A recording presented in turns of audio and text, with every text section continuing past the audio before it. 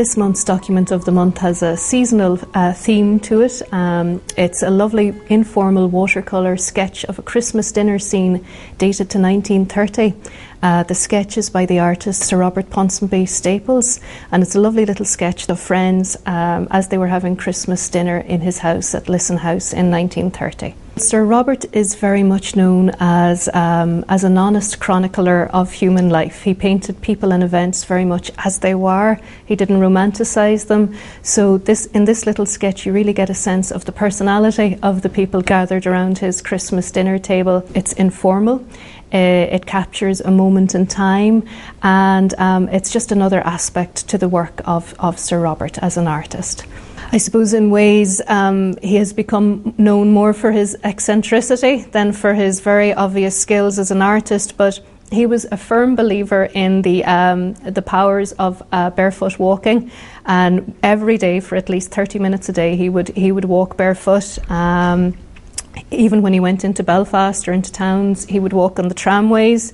Apparently the electric current was even more beneficial for one's health. So he lived a long, healthy life, so clearly there was something to barefoot walking. His diaries just provide such an insight into his life as an artist, you know, into his work, into the difficulties of trying to run and maintain a house like Lisson and an estate like Lisson with virtually no money. His relationship with his wife, his long-suffering wife Ada, his love for her comes across very strongly in the diaries as well.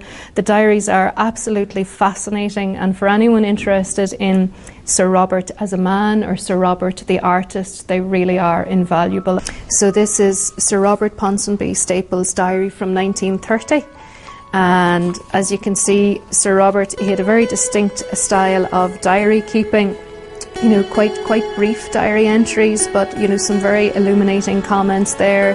Talks about contemplating in his studio, finishing items, also quite a lot about Lisson House itself, about financial worries, about his wife Ada, lots about food and sleeping as well.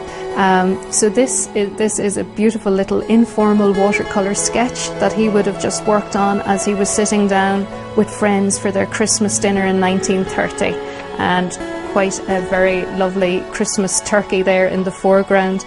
Actually, interestingly, in lots of his diaries, you know, there'll be a special entry for Christmas Day and a little drawing of a chicken or a goose or a turkey, depending what was on the menu for that day. May 31st, he attends the launch of the Titanic, and then goes along to the White Star launch dinner later that evening.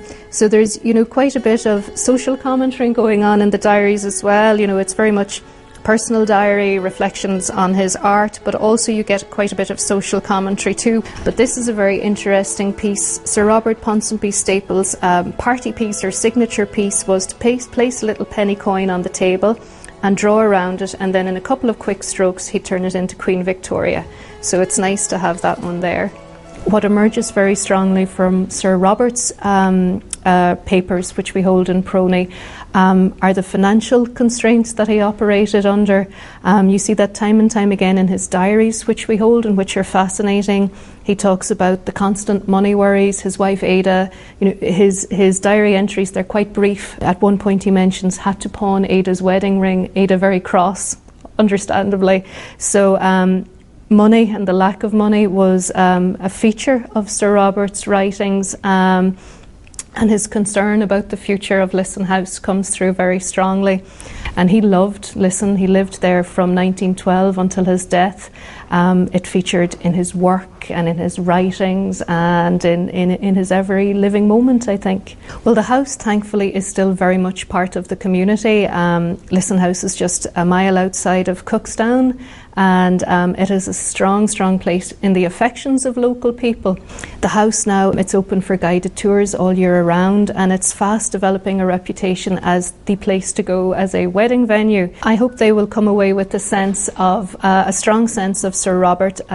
You know, Sir Robert, he had a well-deserved reputation as an artist, well known for his portraiture. People like Oscar Wilde, Lily Langtry, Edward Carson, Gladstone, all set for Sir Robert. But also, I hope they take something of his sense of fun and his love of Lisson from the collection. And if anything, I hope after people look at the papers here in Prony that they're inspired to go to Lisson House themselves and look at the house, which is very much, you know, still maintains the spirit of Sir Robert. His desk is there, photographs of him adorn the desks, some of his paintings still hang on the walls, the beautiful arts and crafts staircase at Lisson that was designed by Sir Robert. So hopefully Prony is only the starting point for people's understanding of Sir Robert Ponsonby Staples and Lisson House.